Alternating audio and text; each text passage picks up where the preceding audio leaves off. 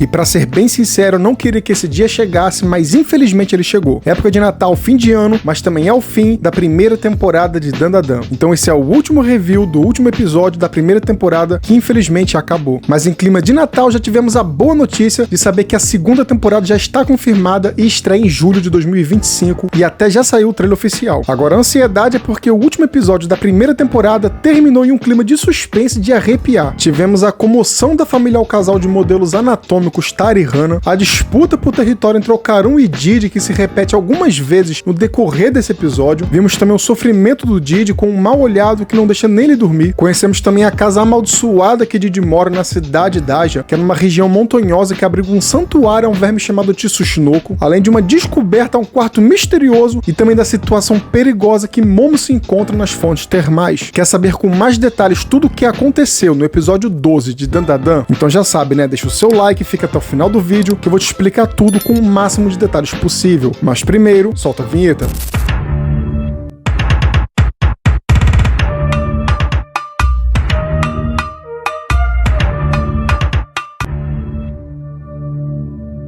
E fala, meus animaníacos, tudo bem com vocês? Tio Shir aqui na área, dessa vez para falar sobre o último episódio de Dandadan, o episódio 12, que adaptou os capítulos 31, 32 e 33 do mangá e também as páginas de 4 a 9 do capítulo 34. Isso para conseguir encerrar a primeira temporada no maior suspense possível. O episódio começa com Momo, Okarun e Didi implorando para Seiko deixar Hana ficar na sua casa. Isso porque ela tinha sido jogada no ferro velho por ser um modelo anatômico de uma geração antiga e já estava ultrapassada para ficar na escola. E eles pediram para Seiko ajudar ela, já que eles se comoveram com a sua linda história de amor com o Taro. E o Taro voltou para o laboratório de ciências da escola de Momo e Okarun com a condição de poder visitar Hana de noite. Seiko então pergunta sobre a bola do Okarun e Momo explica para ela que o ornamento dourado que ela viu no Taro era um enfeite de Natal e não um quintama do Okarun. Já no mangá, é dito como se fosse um fenômeno ou uma reação de acasalamento dele por Hana. E o engraçado é que durante esse diálogo, Didi a todo momento mexendo com a vovó Turbo e depois acaba dando uma voadora na cara dele, cara. E durante a preparação do jantar, enquanto o Momo começa a arrumar a mesa, Didi comenta sobre os poderes impressionantes dela e do Okarun. E é daí que o Okarun testemunha um momento de intimidade entre Momo e Didi. Ao ver Didi retirando uma poeira que estava no cabelo dela, o Okarun percebe que ambos têm uma certa intimidade, já que afinal eles se conhecem desde a infância e para completar, Didi fica fazendo gracinhas e palhaçadas para fazer a Momo rir. E é uma cena triste porque a gente vê o Okarun morrendo de ciúmes e totalmente aflito. E ao se lembrar ali das palavras de Taro pra Hana, o Okarun resolve interferir, já que ele sabia que se ele não fizesse nada naquele momento, se ele não se impôsse ali, ele corria o risco de perder a Momo pro Didi. E impulsionado pelos ciúmes, o Okarun basicamente se declara pra Momo dizendo que ele não iria mais fugir dos desafios. Porém, por ela não entender o que se passava na cabeça dele, ela acabou que não entendendo o que ele queria dizer. O Okarun então começa a cantar em volta de Didi uma música de um anime chamado Slandunk, o que leva a Didi a cantar junto com ele, fazendo com que Momo fica irritado com ambos. E pra quem não entendeu a referência dessa cena de Slandunk, o protagonista Hanamichi Sakuragi já tinha sido rejeitado por mais de 50 mulheres diferentes. Mas quando ele se apaixona por Hakura, Hanamichi começa a fazer tudo pra tentar agradá-la. E isso inclui entrar num time de basquete. Mas por não saber jogar basquete, apesar de ter muita força física, Hanamichi começa a treinar dia após dia. Mesmo com todas as dificuldades e desafios extremamente difíceis, sua determinação faz melhorar progressivamente, fazendo com que ele vença todos os desafios. Então o Okarun estava basicamente se inspirando na determinação do Hanamichi, para dizer que ele estava disposto a fazer tudo que fosse possível pela Momo. E até rola ali uma referência ao rei do bloqueio entre os dois. Mas logo ele e Didi são interrompidos por Seiko, que dá um carão nos dois, e instrui Momo a se lembrar de que ela iria passar o final de semana na casa de Didi. No mangá chega a ser um pouquinho pior, porque a Seiko fala pra Momo arrumar suas roupas íntimas para ficar na casa de Didi durante o fim de semana, o que acaba sendo mais engraçado e embaraçoso no mangá. E sinceramente, né, Seiko parece que faz isso de propósito para ver o circo pegando fogo. O Okarun fica chocado pensando que seria apenas os dois na casa de Didi, mas Momo tranquiliza ele, dizendo que ela planejou convidá-lo para ela se sentir mais à vontade. Então ela explica pro Okarun que ela foi designada a limpar a casa amaldiçoada de Didi de um espírito, e que esse era o motivo de Didi ter ido para lá. E o Okarun com ciúmes fica até aliviado depois de ter sido convidado por Momo a ir junto com eles, já que afinal quanto mais rápido eles resolverem isso, mais rápido Didi volta volta pra casa e deixa eles em paz. Mais tarde é mostrado Taro na escola, que sai correndo ansioso pra ver Hana. E até aparece alguns alunos ali de noite, como se eles estivessem fazendo algum teste de coragem e presenciam Taro correndo, como se fosse uma referência das lendas urbanas dos modelos anatômicos criando vida à noite. Mas durante o trajeto para a casa de Seiko, Taro é atropelado por um caminhão, o que faz com que ele se atrase para ver Hana, chegando lá praticamente de dia. E ainda ele choca Momo ao falar que pretendia fazer isso todos os dias para poder ver Hana de madrugada. E depois disso, nosso trio finalmente viaja para a cidade de Daija. E durante a viagem de trem para a vila de Didi, Okarun fica incomodado ao ver Momo se dando bem com ele. Ver que os dois estavam tendo uma conversa animada foi algo que provocou uma sensação de impotência em Okarun. Fora que Didi, além de fazer brincadeiras engraçadas que fazia Momo rir, ele ainda leva os lanches favoritos dela. Primeiro um iogurte, agora uma maleta cheia de doces. Okarun se ligou logo que tinha algo a mais. Okarun até tenta bloquear o seu ciúme, concentrando a sua mente em recuperar suas bolas, mas ele acaba gritando acidentalmente em voz alta para Momo sobre a sua bola. Momo percebe a atenção do Okarun e pede para que ele relaxasse, enquanto Didi interpreta isso como se fosse uma piada suja, mas Momo rapidamente esclarece que não é o caso, e novamente começa uma disputa pela atenção da Momo, onde Okarun tenta dominar a conversa falando do tópico do Tsushinoko, que seria um cripídeo gigante lá, afirmando que a existência deles uma hora ou outra seria comprovada semelhante à dos gorilas. Ele até consegue despertar o interesse momentaneamente de Momo, mas Didi menciona o santuário dedicado ao Tsushinoko na sua vila, roubando assim mais uma vez os holofotes para ele. E Okarun, determinado a não ser superado, ele menciona o santuário dedicado a um Kappa, que acaba intrigando Didi, que questiona se a cripta da Nessia também existiria. E quando Okarun menos espera, ele e Didi estão envolvidos em uma conversa agradável. Ainda mais que Didi chama Okarun de amigo, o que faz ele refletir sobre o fato de agora ele ter outra pessoa além da Momo para conversar sobre suas nerdices. O que faz ele perceber que, afinal de contas, cara, no fundo Didi é um cara legal. Ao chegar na vila, Momo se alegra ao saber que a vila tem um distrito de fontes termais. Didi então explica que essas fontes são ligadas ao trabalho do seu pai, que estuda os vulcões, e por isso que ele e a sua família foram morar naquela vila. Momo, curiosa, pergunta se o vulcão da vila tem a probabilidade de entrar em erupção, mas ela é tranquilizada por Didi, que diz que o vulcão está adormecido e que não entra em erupção há cerca de 200 anos. E depois de subir uma montanha de escadas, cara, que até eu fiquei cansado só de ver, o trio finalmente chega à casa de Didi. E Momo, não sentindo nada fora do comum na casa, ela sugere que eles descansem um pouco. Okarun até percebe alguma coisa estranha na floresta, mas ele acaba ignorando. Mas na verdade havia um grupo de pessoas que observava eles na sombra da floresta. Depois de vasculhar a casa em busca de qualquer sinal de atividade paranormal, Momo conclui que o fantasma deve estar se escondendo devido à sua fraca energia espiritual, dificultando assim a sua detecção, semelhante a vovó Turbo quando fez isso com Okarun. Só que para Momo, isso era um sinal de que seria fácil eliminar o espírito. Sabe de nada, inocente. Momo então decide visitar as fontes termais para ver se o Okarun e Didi se entendiam um pouco. E aqui eu vou dividir o resumo entre duas partes diferentes, já que o episódio intercala entre Momo e Okarun e Didi. Então eu vou dar a explicação primeiro de um e depois do outro, beleza?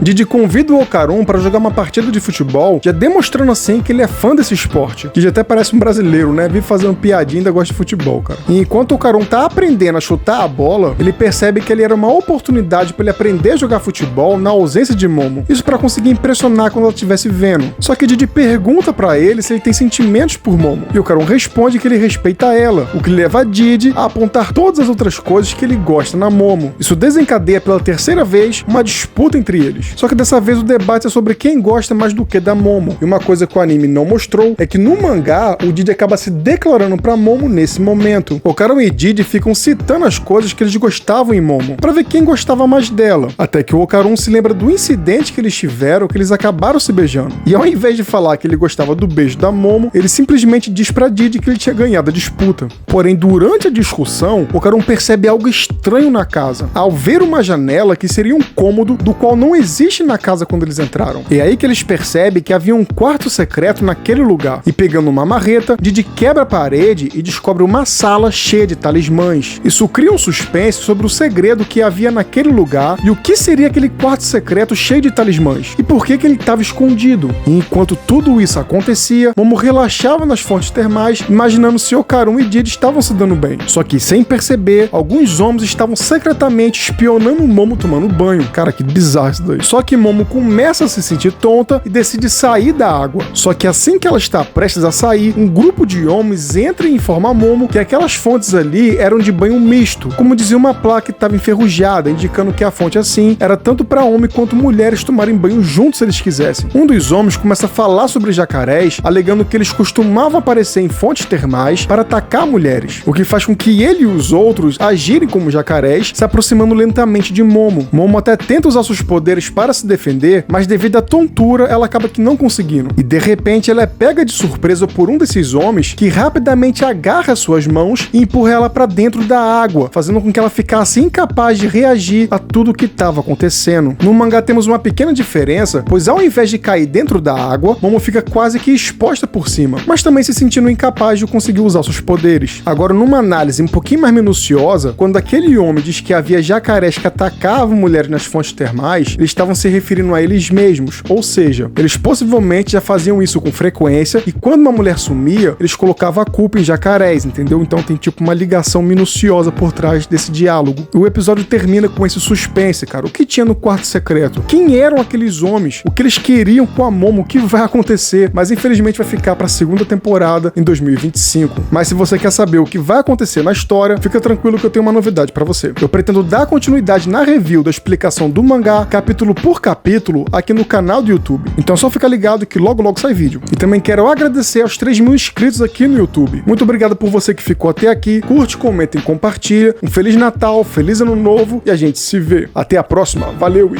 fui!